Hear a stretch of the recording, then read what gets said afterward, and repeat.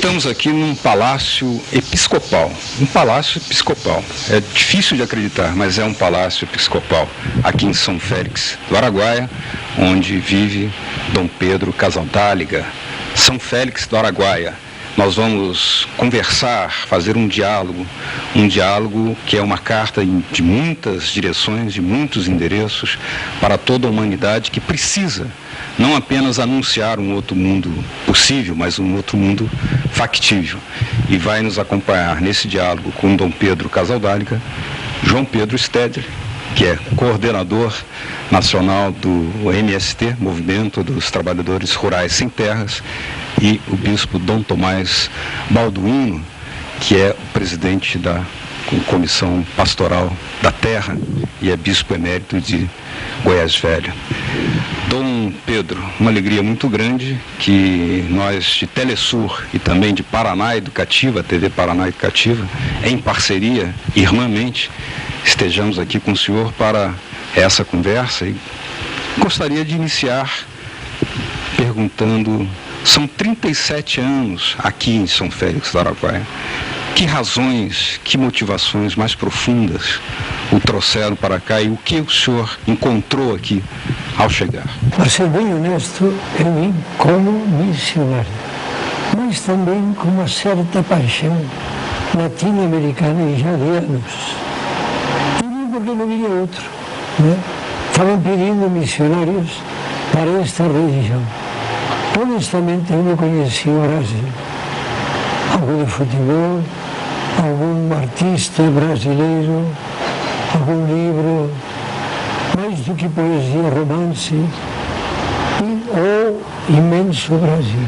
Curioso que o superior geral da época, o alemão Schweiger, falou: Pedro, aceita, vai ao Brasil.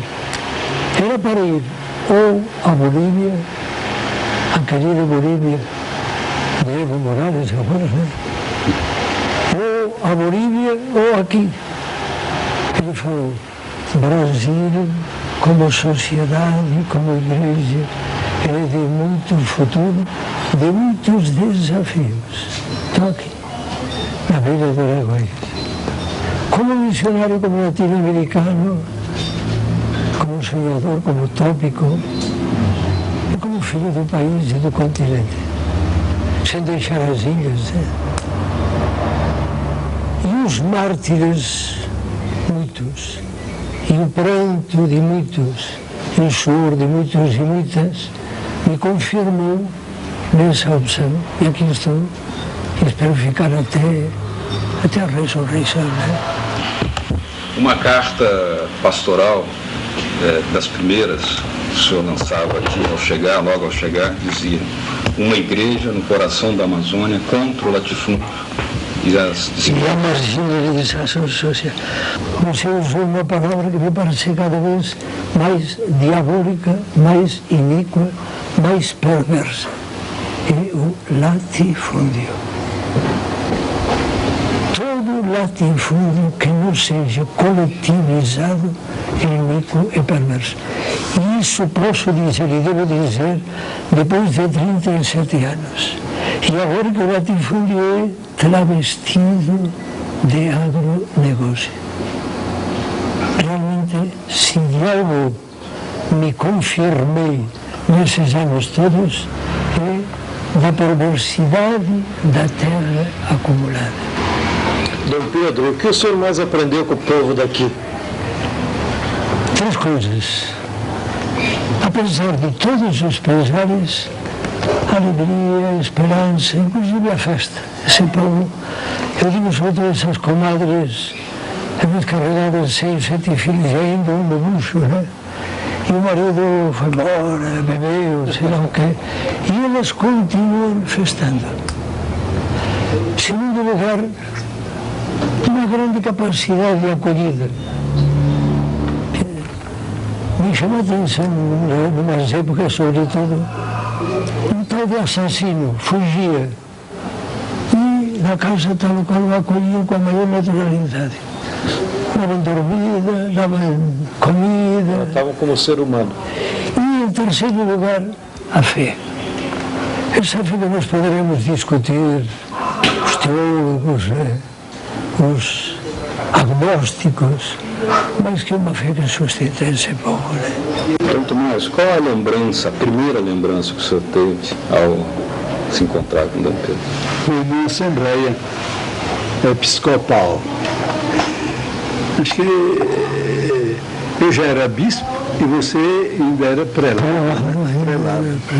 Ele sentava atrás de mim, agitado, mosquito elétrico, né?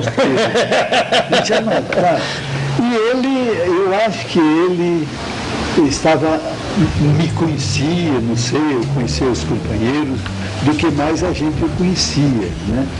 Mas deu para notar alguém diferente, alguém... E aí, a história é longa, né? Eu sou bispo por causa dele, por culpa dele. É porque o prelado não era bispo. A gente passava um tempo, eu fui prelado em Conceição do Araguaia. Naquele tempo já era bispo de Goiás. A prelazia era um tempo de noviciado, era testado. Ele tinha os mesmos poderes de bispo, mas não tinha a sagração. Foi onde eu interferi, porque quando passei aqui, nessa mesma cidade, de avião, um aviãozinho, eu pilotando, acho que eu estava só, eu nem sei mais para que era. Chego aqui, o Pedro me mostra a carta dele para o Núcio. O Núcio acabava de dizer para ele que ele ia ser, foi eleito bispo, né, além de prelado, e ele com a carta dizendo não. Aí deu aquela briga entre nós e está aí o Pedro. Qual era o argumento, Dom Pedro? Qual argumento o senhor usava para dizer não? Poeta não serve para bispo. Não tinha intenção de ser bispo. Eu tinha intenção de ser missionário, escrever também e tal. E depois eu me conhecia e sabia que alguns dos colegas tinham diferenças comigo, mas que de pensamento, de posturas e tal. Não, deixa de ver outra pessoa, outro. Aí Tomás convenceu. Usou aquele argumento de que é melhor ruim conhecido que bom. Eu disse a ele, por conhecer. Pedro, não te entendo, porque você exerce o papel de prelado. Na hora, então, de consagrar isso, quer dizer, de legitimar pela unção do pastor, você dá o fora, aí ele se abalou. Mas foi, no mesmo dia ele infringiu uma norma, porque ele estava sob segredo, não podia abrir o bico. Aí convocou as irmãzinhas, o pessoal, para saber uma assembleia. o que eles pensavam. Aí pronto. O senhor se arrependeu? Não, eu tenho feito muita besteira. Não precisamente isso aqui. Mas eu acho, modesto incluído, como dizia outro, que dei uma contribuição, sobretudo em dois aspectos. Tenho tido sensibilidade para a problemática indígena e a problemática terra, e tenho tido sensibilidade latino-americana.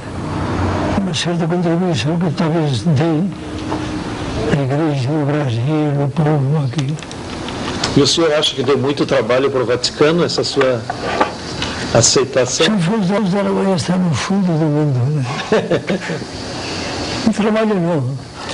Eu sei que o Papa João Paulo II se sentiu meio tenso com a carta que eu escrevi, que acaba de aparecer agora no livro para Paulos, né?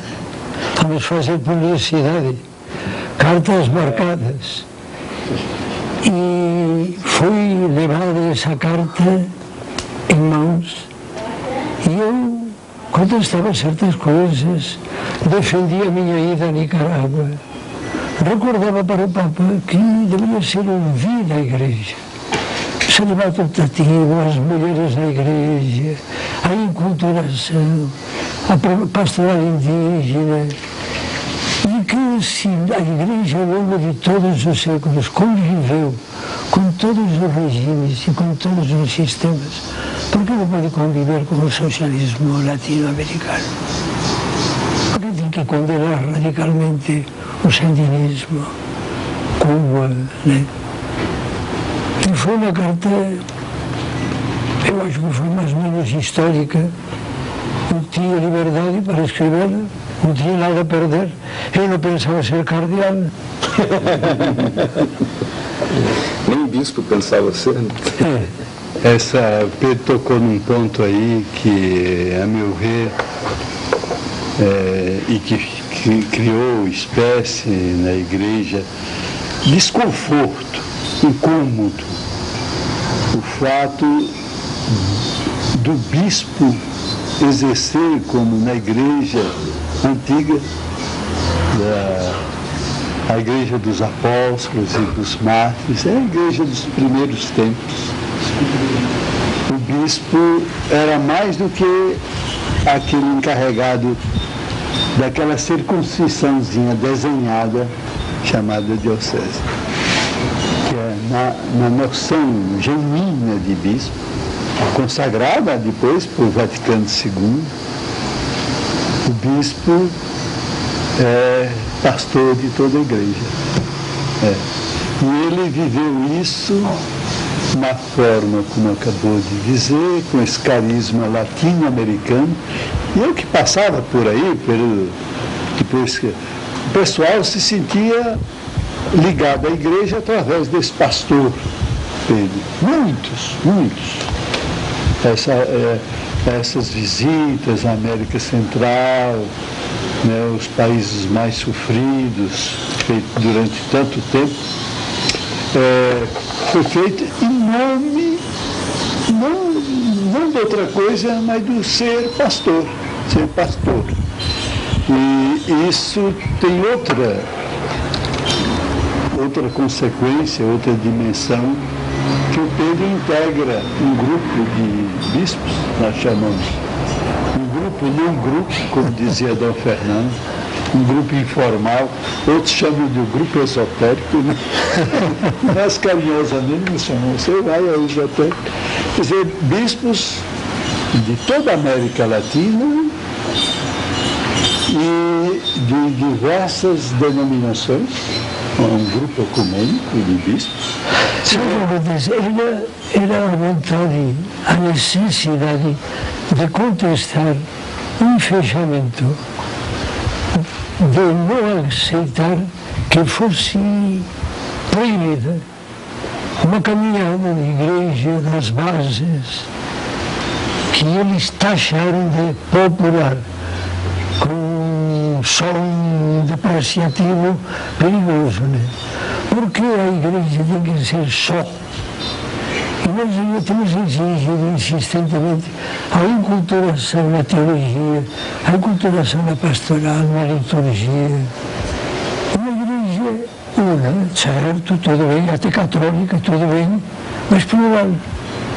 Temos contestado esse fechamento e seguimos contestando.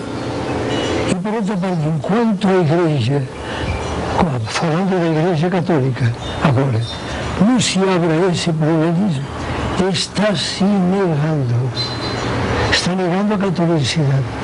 E mais agora, que estamos desafiados pelo ecumenismo e até pelo macroecumenismo, né? O diálogo interreligioso. Como é que se pode impor na Igreja Católica um estilo só? Impossível. Qual é a avaliação que o senhor faz do papado do João Paulo II em relação à teologia da libertação? Foi duro, foi desagradável, lamentável. Se salva a sua intenção, eu não discuto, a sua fé e as suas luzes.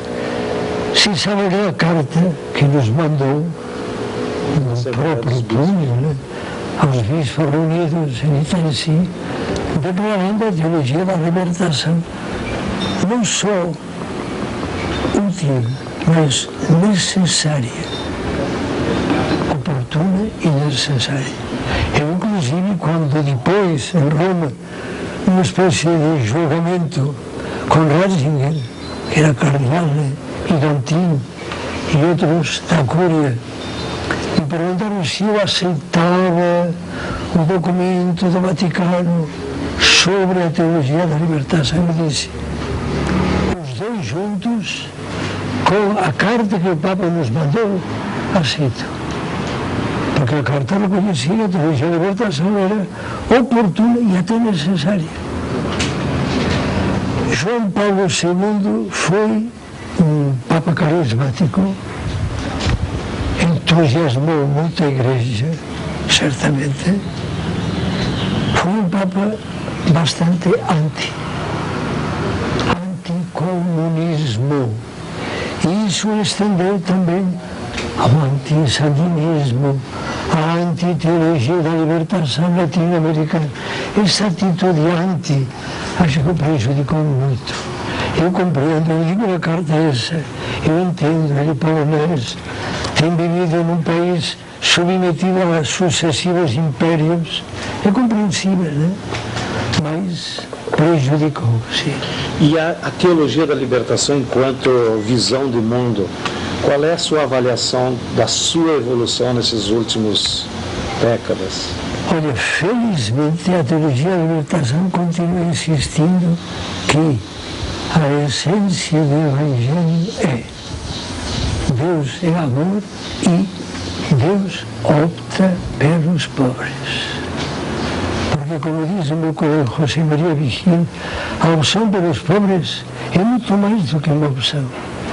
É justiça.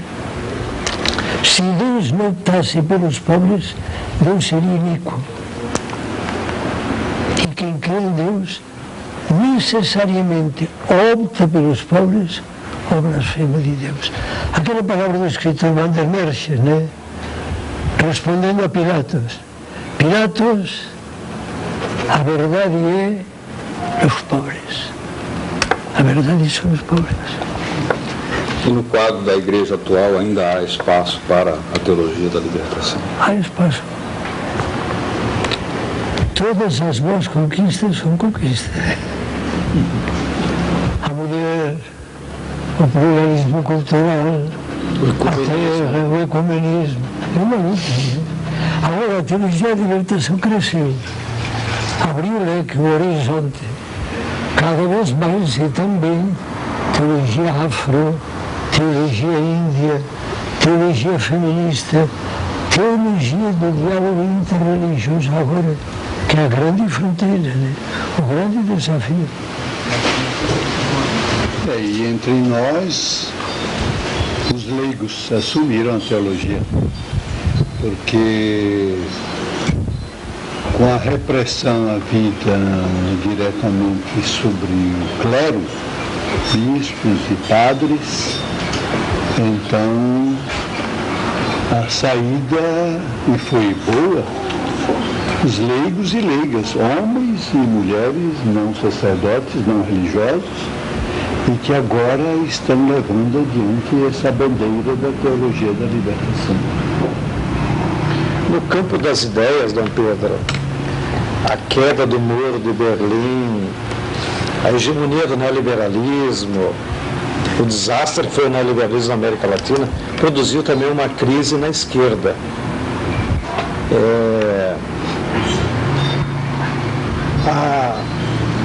O sentimento que a gente tem é de que a esquerda entrou numa espécie de crise de projeto e falta, inclusive, de reflexão crítica do seu próprio pensar o futuro. Há algum paralelo disso com a teologia da libertação? Agora te comento porque, como um sentimento pessoal, parece que na década de 60 e 70 afloraram muitos teólogos, né? Gutierrez, os Boffes, Dom Pedro e tal. E dos tempos para cá, parece que nós não temos renovação de pensadores. Como é que o senhor vê isso? Certamente, a época, aquela famosa, tinha um clima, um ambiente. Era a revolução na América Latina e era a revolução na Europa. Eu cheguei em 68. Os estudantes em Paris, os estudantes no México E a América Latina é a guerra e a revolução. Vietnã. Olha, o Che Guevara, eu vi o Che Guevara morto. Nos jornais, na televisão, nas revistas da Itália e de Roma, no ano 67, que foi quando eu decidi vir aqui. Então o clima, o ambiente era de contestação, por um lado, e de criatividade e de utopia. Efervescência. Isso era nas artes, era na teologia, era na espiritualidade, era na consciência nacional continental, a pátria grande, aquela euforia. O neoliberalismo é castrador, porque é pensamento único, sistema único, economia única, império único. E monocultura também. Pensamento único impõe a monocultura. Né? Então agora se exige mais garra de contestação. E a utopia agora deve ser maior. Agora, mais realista também. Eu tenho dito várias vezes, não só de brincadeira, não, que para a esquerda e para o Evangelho, a oposição. Nos damos melhor na oposição. É um pouco de brincadeira, mas é muito de verdade também. Né? Certamente nós devemos nos autocriticar. Devemos superar certos imediatismos, certos vanguardismos. Devemos ser mais realistas também no ritmo do povo. Né?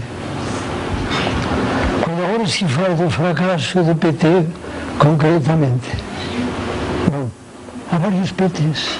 Né? A gente vê PTs por aí no interior dessa Amazônia toda, né? Gente puríssima, honesta, batalhadora, sofredora. É um PT que perdura autêntico.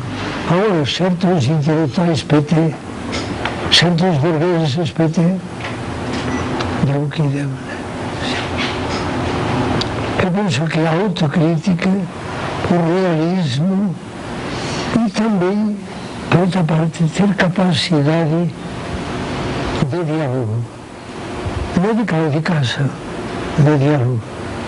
Eu entenderia sempre que Lula tivesse que dialogar, tivesse que fazer aliança. O que não posso entender e aprovar é que faça claudicações.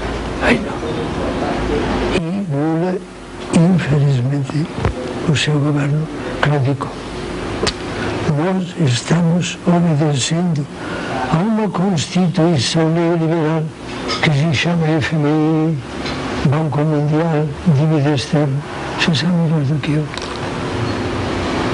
Sem fugir um tanto desse tema que o senhor entrou agora, da conjuntura, que depois voltaremos a ela mais no final, nós estamos aqui, para que os nossos telespectadores compreendam, duas figuras que foram os pilares dessa teologia da libertação aplicada na prática com a criação da Comissão Pastoral da Terra, e que teve uma inserção muito grande entre os pobres do campo da Amazônia, né? A CPT nasceu da reflexão que vocês faziam de como o capitalismo estava se apropriando da natureza amazônica. E acho que todos nós, da minha geração, que depois, por conta dessa motivação da teologia da libertação e filhotes da CPT, vamos dizer assim, fomos construir os movimentos sociais. E, portanto, nós devemos muito a vocês dois e a todo esse esforço coletivo que foi a CPT. Mas a pergunta que eu queria fazer para vocês refletirem para os nossos telespectadores era a realidade da Amazônia há 30 anos atrás e agora, o que mudou? E se não houvesse CPT, vocês iriam refundar a CPT agora? Só que agora sigue contando com o MST. E na época não podíamos contar com ele. Porque era ditadura militar. A CPT, também, modéstia incluída, praticamente nasceu desta região. Isso. A gente sentiu aqui É verdade. os latifúndios, por um lado. os peões do latifúndio, os poceiros e os índios. E distantes de tudo, sem nenhuma organização popular, plena ditadura, sem comunicação, eu falei, a igreja tem que fazer algo. Só a igreja que poderia falar, a igreja... A carta pastoral essa que você citava foi lançada no dia da minha sagração. No dia? E a metade da carta foi impressa, sabe onde? Numa gráfica comunista clandestina de São Paulo. Para poder circular. Porque nenhuma outra gráfica teria impresso. Aí então foi quando a gente escreveu a Dom Fernando, o famoso arcebispo de Goiânia, alguma coisa. Veio à reunião e se pensou muito modestamente, foi uma vez, em Comissão Pastoral da Terra, assim como em Conselho Indigenista e Missionário. Porque eu acho que nós já sonhávamos com que surgisse o MST. Sim, e outros movimentos que fossem a voz do povo. Né? Nós poderíamos respaldar a censura, sobretudo na época da ditadura militar. Né? Se eu tivesse lançado a carta pastoral 3 dias antes de ser bispo, eu estava na Espanha. Eu estava na Espanha, no cemitério. O Pedro falou uma coisa que é histórica, que é o CPT nasceu do chão, e o chão foi esse aqui. Nasceu do sangue, da repressão, de fatos concretos. O que ele fazia? O trabalho do samaritano. Isso é CPT.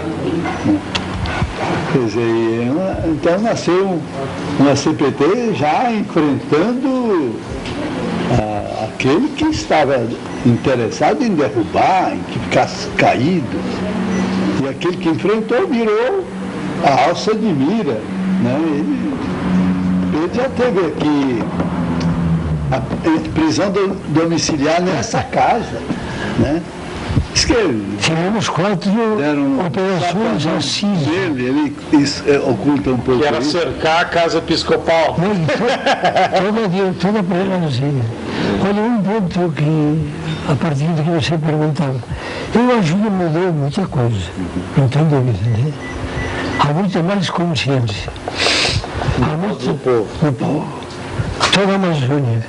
Há muita mais organização, sem dúvida também. E é uma reivindicação maior.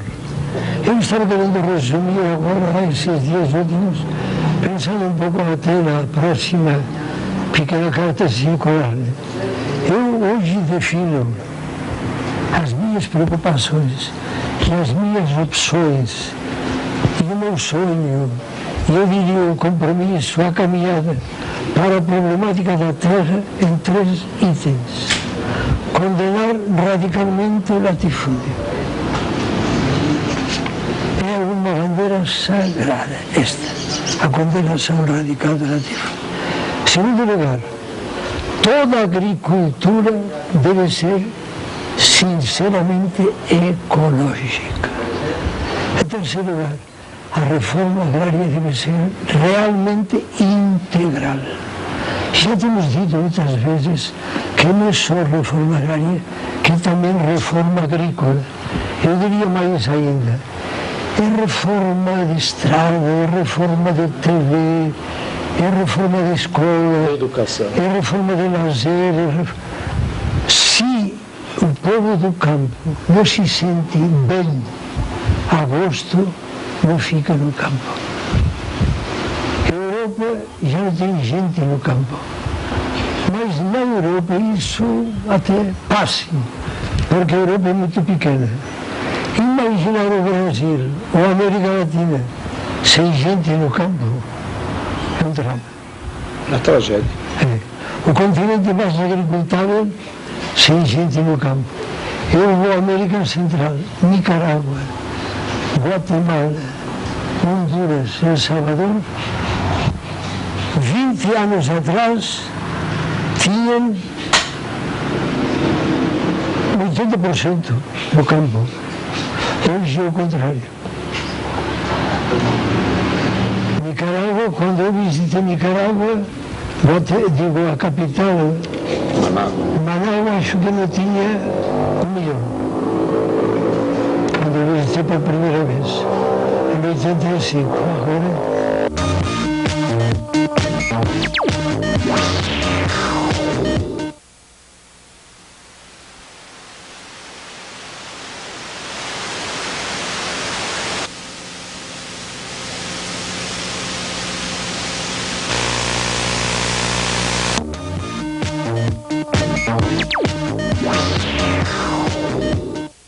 O senhor falou sobre a América Latina logo no começo, citando Evo Morales. Agora, lembrando que o senhor caminhou pelos caminhos da Nicarágua, depois, se não me engano, depositou as suas sandálias no Museu da Revolução em Cuba, não é isso?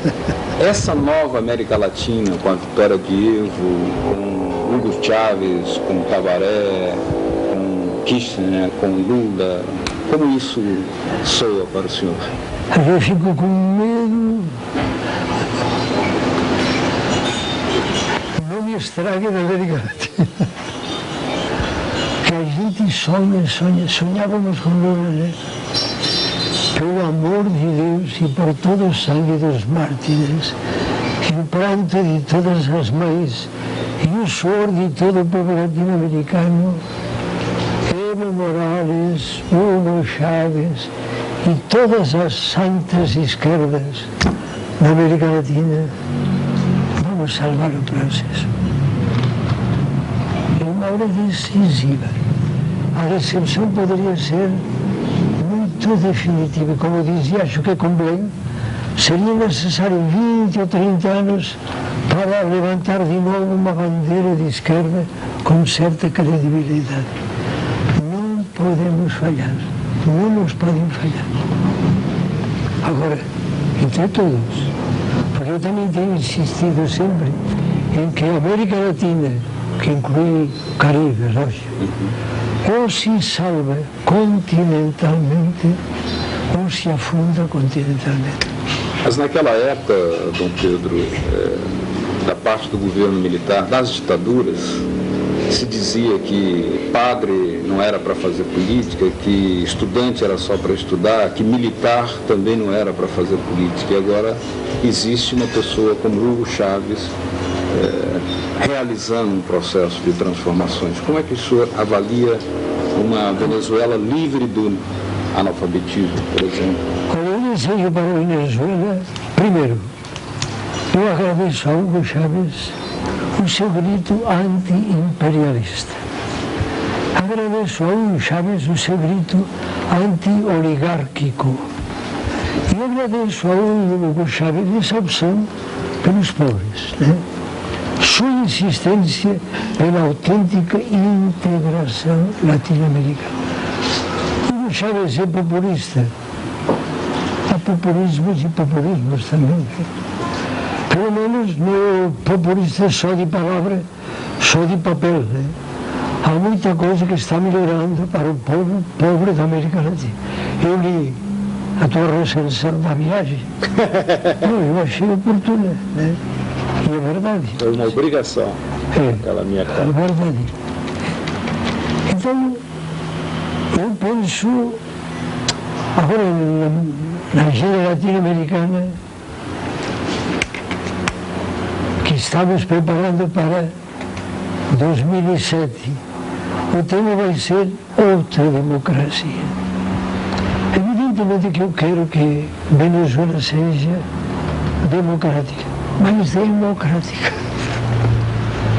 Eu dizia para uma jornalista da TV3, a Catalunha, na Espanha, eu dizia para ela: você acha que os Estados Unidos é um país democrático? Não. Um país que impede muitas democracias no mundo, um país que se arbora império, com armas, com cultura, com dinheiro, com repressão, com tortura, Um país que tem quase 40 milhões de famintos, pobres, miseráveis, essa democracia não quer. Então eu penso que as esquerdas, concretamente as que citamos, devem fazer questão de democratizar o mais possível. Agora, sem dar razão à democracia burguesa, à democracia imperial. Qual é do senhor, o que é essa nova democracia popular? Escutar mais o povo, atender mais, primeiro, às urgências básicas. Fazer questão de que o povo avalie, de que o povo conteste. Também ajudar o povo a organizar-se, a participar. Eu sonho com alguma das legendas latino-americanas, talvez para 2008, que diga na capa: viva a política! Vamos recuperar a política. A política é uma santa virtude, é um santo dever, é uma santa missão. Agora, como tem sido tão emporcalhada, o desprestígio para a política. Devemos recuperar a política e a participação popular. Quando eu vejo que o povo diz que todos os políticos são iguais, quando o povo diz não vale a pena votar, porque eu penso, o grande desafio é educar politicamente o povo. Um humorista espanhol dizia, com muita sátira, que a democracia hoje é votar, calar e ligar a televisão. Então, devemos recuperar a consciência política do povo, para recuperar a participação política do povo. O mais sagrado da missão cidadã é a participação política. Eu sei que isso é uma revolução, mas o Evangelho também é uma revolução. Eu acho que isso aí é o futuro. Por exemplo, quando João Pedro perguntou a Dom Pedro sobre se a CPT recomeçando faria o mesmo, ele respondeu que com o MST. Acho que a grande diferença e que vem se acentuando de um tempo para cá é que o povo está se organizando. Nesse sentido, nós talvez temos do lado do povo mais avanço do que, quem sabe, Venezuela, onde não tem tantas organizações populares. E, a meu ver, nós precisamos, quando se diz viva a política, nós deveríamos acrescentar viva a política popular, essa é exercida pelo povo, até na forma de desobediência civil, até na forma de ocupar as ruas e derrubar presidente. Eu acho que... ocupar o latifúndio, ocupar os prédios. Isso aí já tem gente mestre nisso, né? Eu acho que o futuro vai ser... Porque nós, com a elite sempre ocupou poder. E o povo só vê poder no institucional. Não vê a democracia. Um poder podre. Hein? Um poder podre. Podre e rico. Né? Só sobe quem tem dinheiro. Hoje, os que estão lá e os que se perpetuam, as oligarquias familiares, toda a América. É o dinheiro. E possuem os meios de comunicação, televisão, tudo. O povo precisa quebrar isso e manifestar o poder popular, sem dispensar o institucional, mas o institucional subordinado à vontade popular. É nesse sentido de outra democracia, O Fábio Comparato tem uma expressão que é ainda mais forte, na minha opinião. Ele diz que a democracia burguesa atual é tão hipócrita que ela, na verdade, dá direito aos cidadãos escolher num dia quem o vai trair durante 4 anos. E é um jurista renomado, institucional. Mas eu concordo, acho interessante essa sua reflexão de ir separando, porque eu acho que justamente o neoliberalismo que ele fez foi misturar tudo. Então, como se democracia fosse só essa porcaria aí, essa hipocrisia do dinheiro. E esquece que a democracia é o exercício do poder pelo povo. Essa que é a essência da palavra democracia. Se o povo não exercita o poder, não é democracia. E o poder representado pelos direitos que ele tem, de escola, de salário, de trabalho, de terra, né? E a mesma coisa é esse sentido da política. O povo confunde política com ser candidato. E política é organização. Bem, inclusive a expressão típica do povo é ano de política. É ano de política. Porque é ano de eleições. Aí ele vai tentar tirar uma toda a vida da gente é ano e tempo de política. Agora eu queria voltar no tema ainda internacional, já que estamos nesse bloco. Tem muita gente que está assustada por causa dessa hegemonia completa dos Estados Unidos, o poder imperial dos Estados Unidos e do Bush. Como é que o senhor vê isso? Olha, é lamentável, é triste, é irritante, não tem dúvida, é absurdo como a humanidade tem permitido que num país, um grupo de elementos, porque infelizmente também uma grande parte do povo estadunidense não está nem aí, né? Inclusive não está nem informado. A gente recolhia na agenda latino-americana a palavra de um jornalista estadunidense. Quando quero saber alguma coisa dos Estados Unidos, tenho que ligar à televisão canadiense. É lamentável que exista esse império, mas isso não pode durar. Os impérios não têm futuro. Não é uma utopia à toa. Hoje há muita comunicação, hoje há muito intercâmbio, hoje há muita experiência de lutas, de guerras, de revoluções. A humanidade aprende, a humanidade não é besta. A humanidade inteligente é filha de Deus, filha do Deus da vida. Eu digo sempre, a humanidade não é suicida. Comete suicídios, mas não é suicida. Vai para a vida, vai para a paz, agora dentro dos limites da história humana, do lado de cada tempo, né? Só que nós estamos ainda numa transição que pode durar. Pode durar. Por exemplo, quando falávamos da participação do povo, os partidos caíram muito no mundo inteiro. Agora já não se pode falar de boca cheia, o partido, como se falava. Os sindicatos caíram muito. 30 ou 40 anos atrás ainda era o poder sindicalista, né? Aliás, o capital tinha que dialogar com o trabalho. Agora, mas nasceu o movimento popular, os movimentos populares, que isso é democracia popular, que isso é política popular. Quando me dizem, e agora o PT já, digo, o PT é uma das forças. Numa época talvez imaginamos que o PT era a força, não? O MST não precisa ser PT necessariamente. Pode ser várias coisas. Não é que o MST possa ser qualquer partido, isso também não.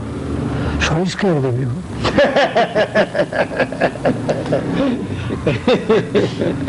As direitas da vida já têm os seus partidários. Já está cheio. Nesse livro aqui, Dom Pedro, o senhor enumera 4 tipos de terrorismo. Eu cito 2. O terrorismo de Estado e o terrorismo desse sistema capitalista. O senhor poderia esclarecer? É um terrorismo que mata milhões, é um terrorismo que expulsa milhões, é um terrorismo que mutila milhões, é um terrorismo que desespera milhões de pessoas. Por que há fome no mundo? Por que há essa migração enlouquecida no mundo? Por que neste nosso Brasil infinito não há reforma agrária? E tem que morrer camponeses e animadores das comunidades campesinas. Por quê? por causa desse terrorismo do sistema. Se eu digo que o latifúndio é iníquo, também digo de consciência plena que o capitalismo é iníquo, é insalvável. O capital existirá sempre e deve existir e será utilizado, mas o capitalismo deveria ser radicalmente condenado, porque o capitalismo é acumulação, o capitalismo é exclusão, o capitalismo é lucro pelo lucro, o capitalismo é lucro imediato. O capitalismo não pode ser ecológico, não pode, se nega a si mesmo. Que se eu posso lucrar amanhã, por que não esperar que lucrem os meus netos? O que é isso? Lucrar amanhã. Esse é o capitalismo. É homicida, ecocida, é suicida. Agora, para não dizer, não é de hoje para amanhã. Recordar sempre a palavra de Galeano, né? A utopia é o horizonte. A gente vai e o horizonte vai. Para que serve? Para nos puxar, né? Para continuar caminhando. Sem esmorecer, sem claudicar. O dia que o MST claudicasse, logo tudo para o inferno. Aquele dia já podemos pedir o fim do mundo.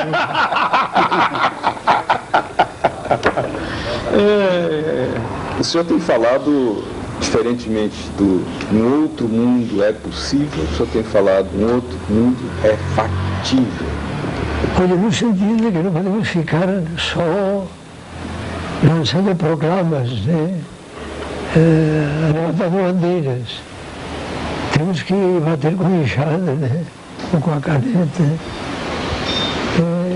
Ajudarmos todos, como se pede agora, há tempo já, há certo tempo, a globalização e a localização, né? Os sonhos, as perspectivas, mas o dia a dia, o dia a dia, o dia a dia. Eu recolho de alguns dos países da Centro-América uma expressão que me pareceu muito pitoresca e bem sintomática, né? El punhetero cada dia. Cada dia, cada dia, cada dia. Porque a democracia ou é caseira ou não é.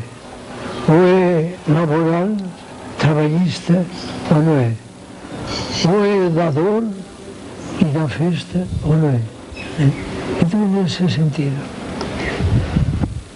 não ficar esperando as eleições para votar democraticamente, construir democracia.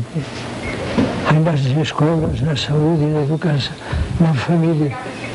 Se o marido não é democrático com a mulher e com os filhos, para que vai invocar democracia para o país? Se o João Pedro é um gaúcho machão, a mulher vai dizer, tua democracia... A Baiana me expulsa de casa. Ainda nesse tema civilizatório, o senhor que viveu grande parte da sua vida e toda a vida pastoral aqui no Brasil, aqui na região amazônica, o senhor sabe que tem muito preconceito na sociedade brasileira em relação aos povos indígenas. E que nós temos uma obrigação de recuperar o contributo que esses povos deram para a nossa civilização. Todos nós sabemos um pouco do que os povos indígenas nos ensinaram. E na sua experiência concreta, qual é, o senhor acha, o principal legado que os povos indígenas até hoje nos ensinam? Bom, o primeiro legado é uma cobrança. Nós falamos tanto da dívida externa, dívida externa, dívida externa. Temos a grande dívida interna primigênia com os povos indígenas. É absurdo que a demarcação das terras indígenas esteja como esteja e que muitas terras demarcadas sejam invadidas. E que tivemos que passar... por fazendeira. Muitas por fazendeiro, algumas até por pequenos, né? Porque... E é lamentável que a atual política indigenista do país, no governo Lula, seja triste, omissa. É.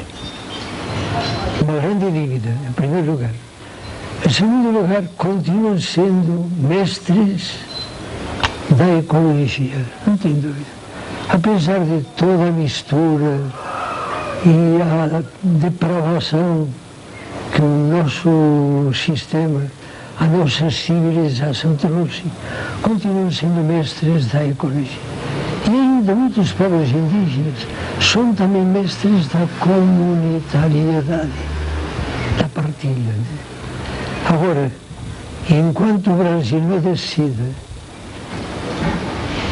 demarcar todas as terras indígenas, preservar todas as terras indígenas invadidas e aprovar uma autêntica constituição indigenista, diríamos, né?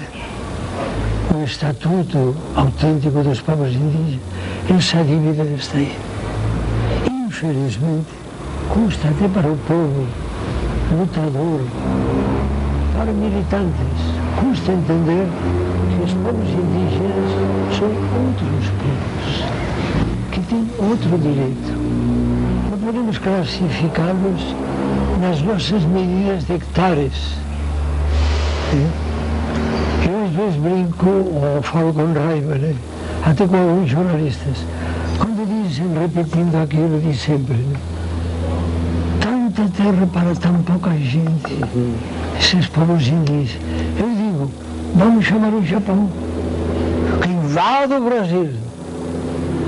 O Japão, tantíssima gente e tão pouca terra.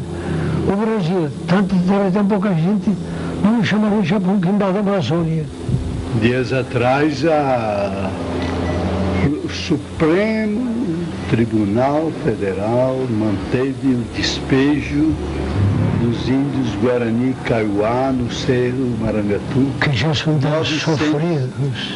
Com terra homologada. E uma índia falou, numa coletiva em Brasília, que ela sabe que tem nesse país leis que protegem animais. E são muito severos quando faz algum dano aos animais. A nós nos jogaram na estrada. Arrasaram nossas casas. Os tratores passaram por cima e um fazendeiro se levantou e falou, agora foi feita justiça. Injustiça apoiada pelo Supremo Tribunal Federal na pessoa do João.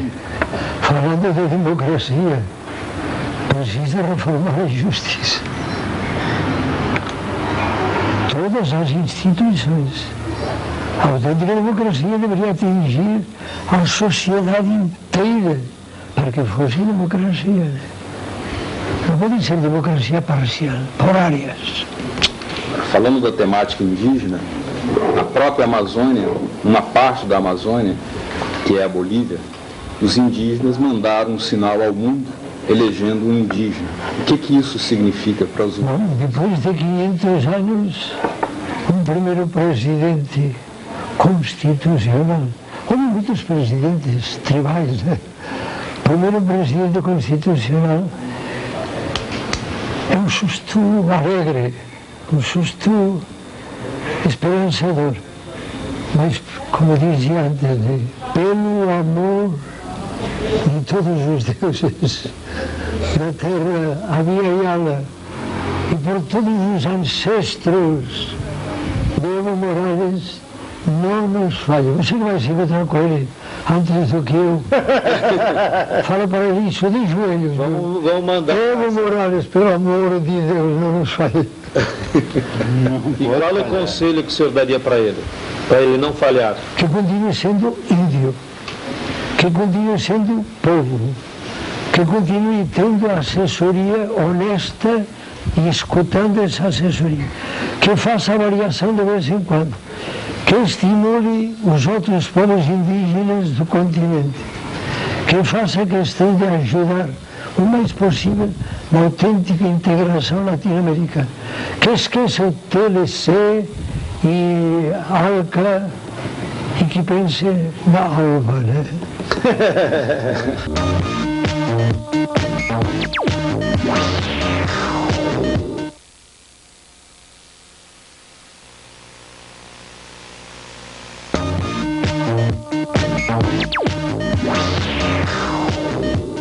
Dom Pedro, acho que tem muitas raízes, inclusive com a CPT, os nossos povos ancestrais lá do Rio Grande, da minha terra, que são os Guaranis, e o nosso querido Sepete Araju. Sim. Agora, dia 7 de fevereiro, nós vamos celebrar 250 anos do seu martírio. Vamos fazer lá uma concentração, uma romaria, vamos erguer um monumento. Nosso querido Oscar Niemeyer vai estar desenhando um monumento em homenagem ao Sepete Araju. E lá, eu lembro bem, eu era muito jovem ainda, foi a nossa primeira romaria lá nos Sete Povos, né, em São Miguel, né, próximo aonde o Cepé foi assassinado. De maneiras que a retomada das romarias ainda era ditadura, né? E das romarias da terra que a CPT estimulou por todo o Brasil. E lá nasceu a ideia da missa terracimana. É? Sim, Foi lá que nasceu, eu não sabia. Ali nas ruínas. Nas ruínas. É mesmo? É mesmo. Um poema que parecia endiabrado.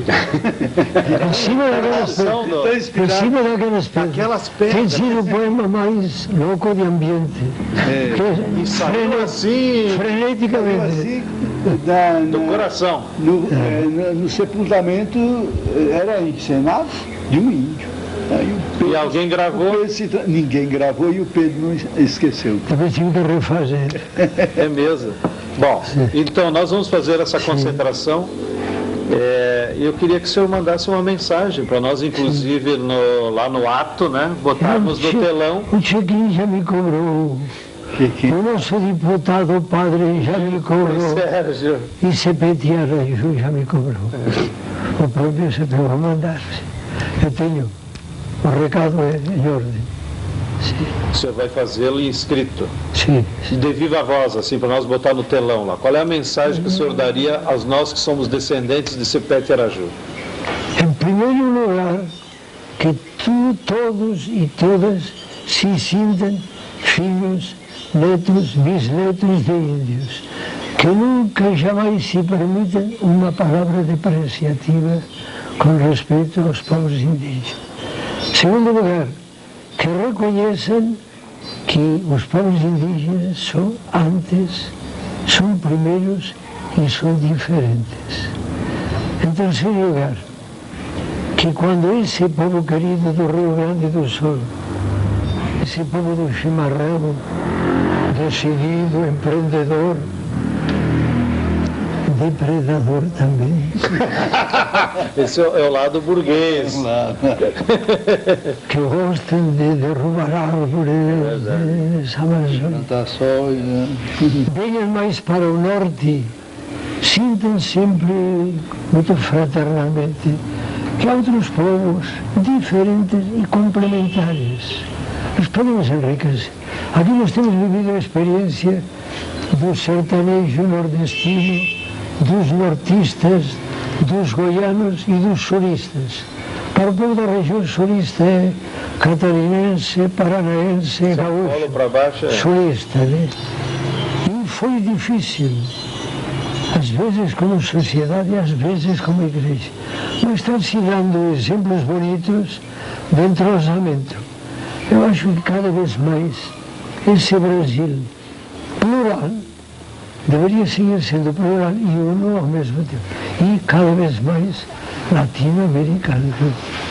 Eu tenho cobrado várias vezes do povo brasileiro que é pouco latino-americano. Agora melhorou. E a TV Sul vai ser uma espécie de sacramento da autêntica integração latino-americana e caribenha. Figura do Sepete Araju, para o senhor, o que evoca? A dignidade. A Dignidade. dignidade. A certeza de um direito que é anterior a guerras, a dinheiro, a conquistas, a colonizadores. Foi Deus quem nos deu. Esta terra tinha dono, São Miguel. E em terceiro lugar, a doação da própria vida para defender o próprio povo. Nós vamos falar um pouco agora da sua maneira de trabalhar aqui, atender o povo. Estou aposentado. Mas como trabalhou tanto e continua trabalhando, como é a forma de trabalho, a relação com o povo, como é que o povo vê o bispo Dom Pedro na sua visão? Bom, cada bispo tem o seu jeito, né? A gente tem feito questão, não eu, toda a equipe pastoral, temos feito questão de viver em casas abertas, por um lado. Temos feito questão de receber o povo a qualquer hora, menos, como diz o Paulo Gabriel, de 1 a 2 da tarde, que é a hora da sexta. Até o Galeano, há pouco que escreveu, que ficava furioso quando o avô o queria mandar fazer sexta, que agora descobriu que com a sexta, cada dia tem 2 manhãs. Palavra de Galeano. O dia recomeça. É. Então, temos feito questão de entrosamento com o povo no trabalho, na comunicação, na acolhida. E acho que com os nossos pecados temos respeitado isso bastante. Por outra parte, a gente tem feito questão sempre de não privilegiar poder, dinheiro, prestígio e de optar pelos pobres, que aqui fundamentalmente tem sido os índios, povo poceiro, os peões e esses migrantes que agora são colonos também do Sul, né? Às vezes esse pessoal do Sul perguntava, mas a igreja aqui sempre fala dos pobres. Eu dizia, você o que é que é? O que você tem? 30 hectares de terra. Aqui 30 hectares de terra é um quintal. Agora, também devo dizer uma coisa. O nosso trabalho tem sido a preocupação de criar comunidades, de estimular também a organização do povo. E tem sido possível porque temos tido muita solidariedade. Também temos dado solidariedade, mas temos recebido muita. Inclusive, devo reconhecer que a presidência da CNBB ao longo destes anos, praticamente tem sido sempre solidária com a nossa prelazia.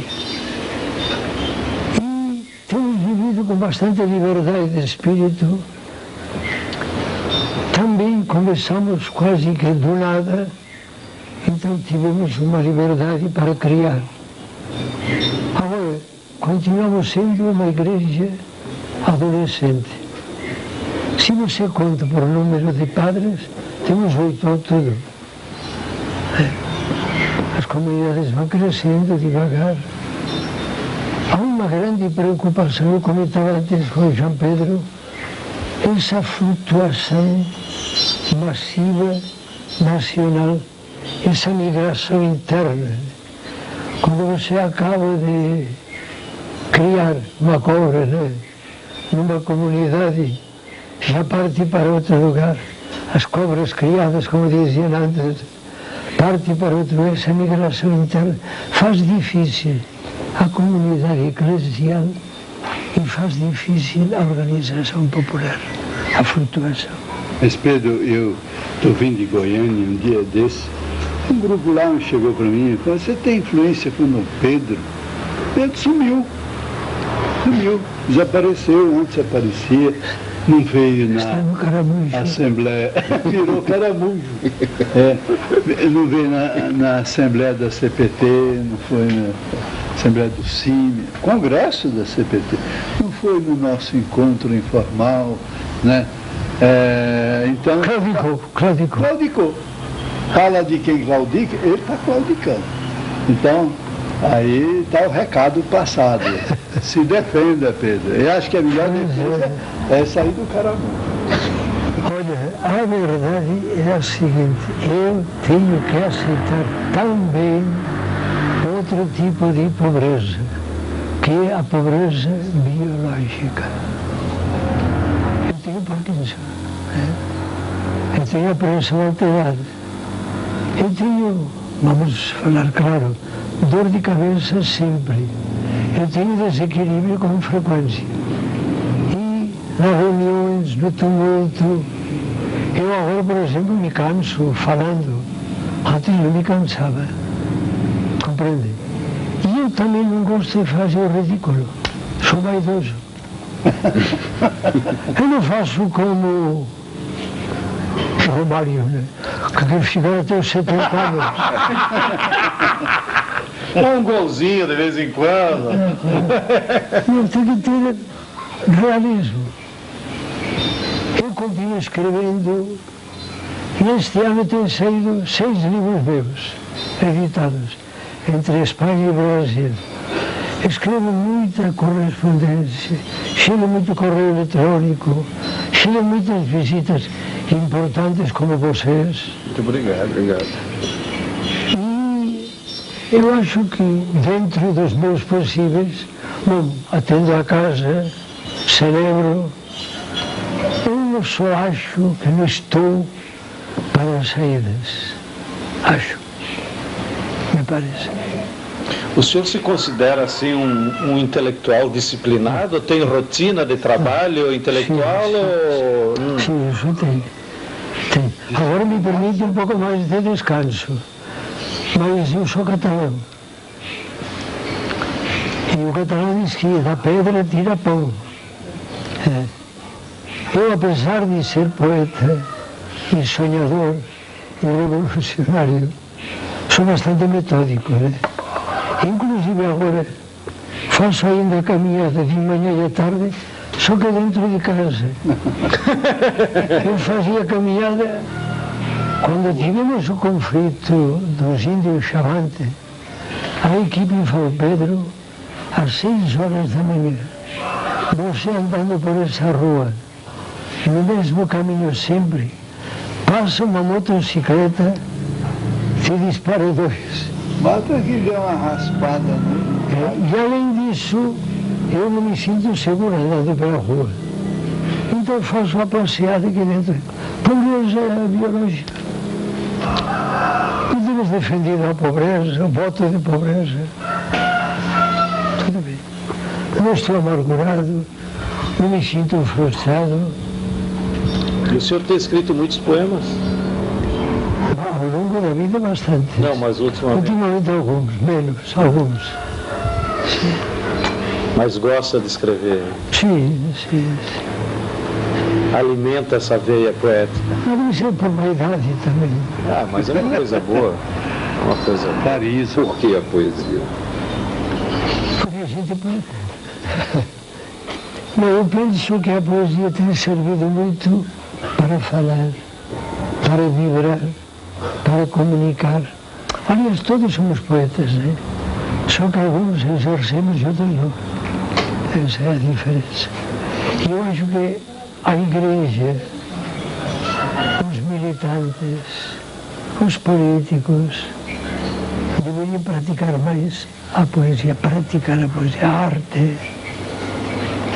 O último livro de Saramago, As Intermitências da Morte, Saramago defende a tese seguinte: a morte só se pode vencer pelo amor e pela beleza. Eu devo reconhecer, por outra parte, que as revoluções latino-americanas têm tido muita poesia também, é verdade. Muita poesia, muita música, muito simbolismo, que continue. Como diz o poeta, poesia necessária como o pão de cada dia. Vamos defender o pão, vamos defender a poesia. O MST também, felizmente, cultiva a poesia, cultiva o teatro, a música. A pintura. Agora, os poetas, eles são abençoados, né? Porque dizem que os escritores normais, eles escrevem para os olhos interpretar, né? E nós lemos e entendemos. Agora, os poetas são os únicos que escrevem de uma maneira que a alma lê. Obrigado. E acho que esse é o dom maior que Deus dá a vocês, né?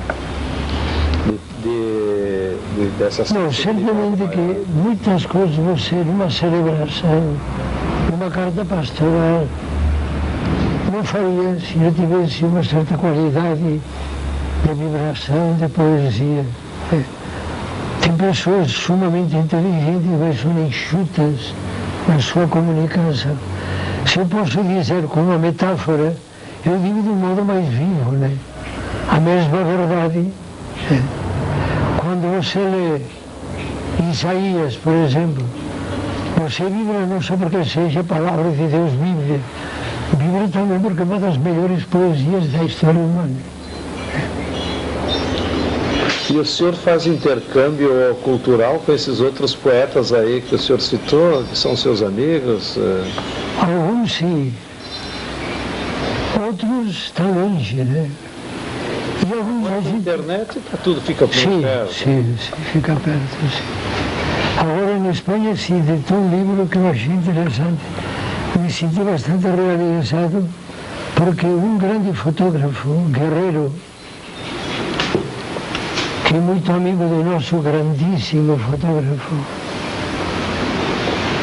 fez muitas fotos bem significativas, sobretudo na América Central e Bolívia e Equador. E me pediu para colocar um poeminha no pé de cada foto. E acaba de sair do livro, com um título muito bonito, Os Olhos dos Pobres. E são umas fotos estremecedoras. E, infelizmente, o governo da Catalunha ajudou na edição, porque a edição é cara, né? E saiu em catalão ou em espanhol? Catalão e em castelhano. Os Olhos dos Pobres. Eu participei da visita que o Pedro fez à Cora Coralina. Ah, é? Isso, Lá em só Goiás, ver os né? dois, a vibração. A certa altura, bateram na porta. Isso faz tempo, uns 10 anos? Ela já faz mais tempo, né, Pedro? Mas Uns 15 anos. E vocês não se conheciam? Não, leituras. Sim, por leituras. foi na casa dela, ali na casa, que depois escreveu um poema, a Casa Velha, a Ponte, né? a ponte da Casa A Velha. Ponte da Casa Velha, que o nome é A Casa Velha da Ponte. E o Pedro escreveu A Ponte da Casa Velha. Em homenagem a ela. É ela que é a... E está no arquivo dela, no museu dela está poema. Então a Cora Coralina e o Pedro, os dois, e eu observando, né? De repente bate na porta, é ela que atendia a porta. Ah, então a Cora está indo. Não, saiu. Foi para onde? Foi para a igreja. E continuaram a conversa. Ela mesma. A igreja é perto, né? E ela era uma pessoa fantástica.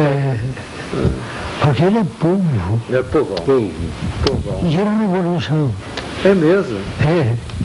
Tinha sangue de cangueceiro. E as elites brasileiras desprezaram durante anos, né? Ela que fazia Ela foi descoberta. Sim, nossa fala sobre a paz cada ano, na passagem de ano, a Cora Coralina ia lá, na catedral. Primeiro, de 31 para primeiro. Alguns Depois desistimos porque alguém foi bater na... Não acordava, não sozinho. Esmurrou o sono profundo, né? Isso. E dos mais jovens aí, Tiago de Mello, Chico Buarque. com Tiago me tinha escrito alguma vez, faz tempo, Ele está lá em Manaus. pedindo, não sei quem me pediram conjuntamente para ele e para mim. Com Chico Buarque temos usado muito suas músicas, mas não me tinha encontrado pessoalmente. Vandré, por exemplo, naqueles tempos bons, aquelas músicas nos acompanharam aqui em plena repressão. Eu, outro dia, quando colocava de novo esse anúncio, defendendo a universidade para todos, que canta caminhando e cantando, me arrepiei. Lembrou, né? Evoca todo aquele... Olha, falando em poesia e música, além da fé e da camaradagem, a poesia e a música foi uma grande força na época da ditadura militar. A gente botava um disco de Vandré, de Chico Buarque, de Miglietti, La Bordeta. La Bordeta. Canta muito La Bordeta. Era o Aragonês. alimento para o espírito. Ahora que todos al levantar la vista veremos una tierra que ponga libertad. Sí, señor. Bonito. Que agora passou para o Magnífica. Viu alguém que todos al levantar la vista. Minha alma engrandece, o povo adaptou. Nova versão do Minha Alma Engrandece. Um canto revolucionário de Nossa Senhora Magnífica, né? E esses latinos o senhor se corresponde? Viglietti, Benedetti. Benedetti, Agora completou 80 anos. pois é. Diz que estava recluso também, virou caramujo. Eu estava pensando precisamente nesses dias. O Sul também existe, né? Sim, o Sul também existe. Nós devemos dizer muito mais agora já. Não só existe, exige, fala, grita, reivindica, cria, colabora, contribui. Que podíamos... Telesur por isso. Pois é. Porque ele fez uma reivindicação muito oportuna em momento certo. Né? O Sul também existe. Agora devemos dizer que é muito mais do que isso. Assim como eu digo que Deus existe porque ama, porque perdoa, porque salva. O Sul existe porque demonstra que existe. Haz, trabalha, reivindica, cria. Antes dessa conversa aqui saiu uma brincadeira que acho que perguntaram a você acredita em Deus? Eu que disse para o jornalista, você me perguntou tudo. Ah, sim. Menos isso. Até me perguntava que pasta de dentes uso e quantas camisas tenho. Agora você me perguntou tudo e não me perguntou se acredito em Deus. Aí perguntou. Aí eu respondi. E qual foi a resposta? Não lembro bem exatamente, mas hoje diria, eu acredito em Deus sim e não. Eu acredito, por exemplo, no Deus de Bush. Também não acredito no Deus de Bin Laden. Mas acredito no Deus dessas comadres, de 7 filhos, e que continuam trabalhando esperançadas. Acredito no Deus de Jesus, acredito no Deus de todos os nomes, e que nenhum nome o classifica. Acredito no Deus que é amor. O novo Papa, o Papa Bento, está lançando uma primeira encíclica, né? E o título da encíclica em latim é Deus Caritas Est. Deus é amor. No Deus que é amor eu acredito plenamente. E esse Deus é a primeira motivação da minha vida. A segunda motivação são os filhos e filhas de Deus, que é a humanidade inteira. E a terceira motivação é o universo de Deus. Aí entramos todos. Nosso planeta também. Giordano Bruno disse uma frase, aquela célebre frase: meu Deus, que ingenuidade a minha, pedir ao poder para reformar o poder. Qual a mudança que o senhor queria ver no Vaticano? Que o Papa não fosse chefe de Estado, que o Vaticano não fosse um Estado, que se tem 3.000 colaboradores ficasse com 200, que se acabasse com as nunciaturas, que a colegialidade, essa partilha que é evangélica, dos bispos, dos coordenadores de cada igreja, a colegialidade fosse real. Que a Igreja Católica fosse católica, respeitando, estimulando as várias culturas dos vários povos e que se assumisse, ante tudo e sobretudo, a causa da humanidade pobre, a causa da humanidade marginalizada, a causa da humanidade em guerra ou em fome. Por quê? Deus só tem um problema, só um, que é a humanidade. e concretamente a humanidade pobre. Se o Vaticano é uma instituição, a Santa Sé, essa cúria da Igreja Católica, se é uma instituição religiosa que acredita mesmo no Deus de Jesus, a sua opção, a sua obsessão só poderia ser, só deve ser os pobres. Agora, tudo isso digo com pena, com tristeza, com um pouco de raiva também, com um pouco de compreensão, cada quem, mas com muita esperança. Olha,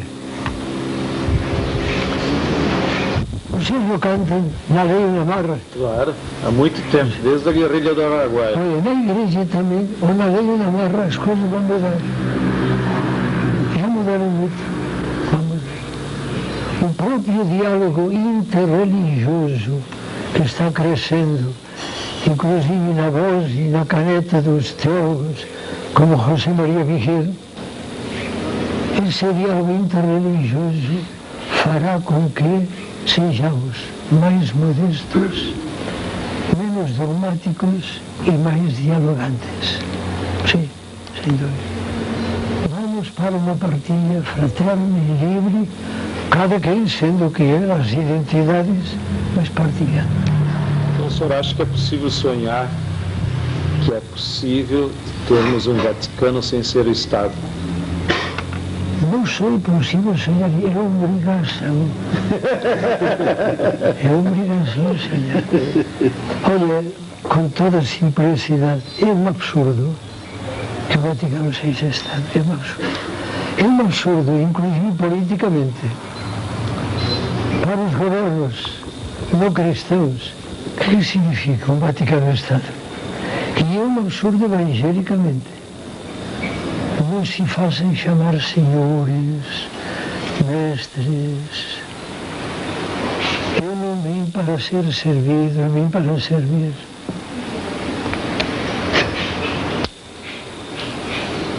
Tem um poema do famoso poeta comunista Alberti, espanhol.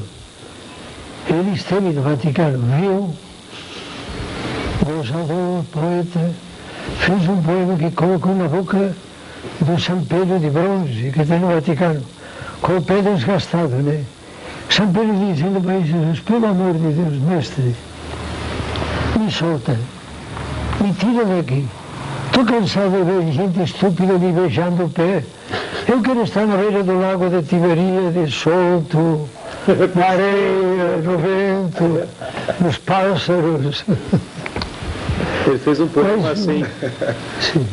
Agora, pegando a sua veia artística, e o senhor fez a missa da Terra Sem Males, que é uma elegia aos povos indígenas, fez a missa dos quilombos, que é uma elegia aos povos afrodescendentes, fez a missa dos mártires da caminhada, aqui na sua prelazia. E quando é que vai sair a missa ao socialismo? Olha, na próxima agenda latino-americana, dentro de uns 3 ou 4 anos, aí vamos falar do socialismo. Aí podemos fazer uma missa da partilha total, por exemplo, para não dizer diretamente a missa do socialismo, a missa da partilha total. Então podemos registrar como um compromisso. Eu não sei se no céu... de testemunha. Deve ser com bicho. Se eu não estou, Mas seria uma bela missa, né? Olha, da partilha universal. Da partilha universal. Total e universal, né? Agora, uma palavrinha sobre o socialismo. Eu não sou especialista, mas cada vez mais a gente se convence de que é só o socialismo.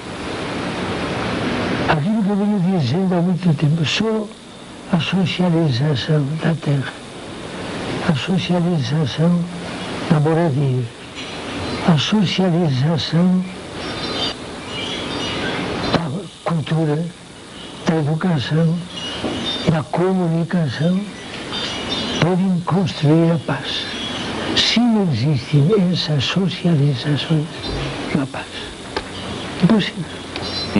Coração muito engrandecido com a alma mais do que lavada suavemente por essa poética entrevista. Queria agradecer muito em nome da TV Paraná Educativa, da Telesur, do programa Papo Capital, que agora estamos aqui encerrando com chave mais do que flores, não de ouro, de flores, das flores do Araguaia. Agradecer muito, Dom Pedro, por essa entrevista que nos concedeu e agradecer a participação aqui do companheiro João Pedro. Não cobramos nada, né, dona Dona? E do hino. Ganhamos. Muito obrigado pelo enriquecimento que nos deu a essa conversação, a esse diálogo latino-americano, esse diálogo de épocas, de eras e de esperança. Muito obrigado, Dom Pedro, a vocês que nos acompanharam. Muito obrigado pela atenção. Até o nosso próximo Papo Capital.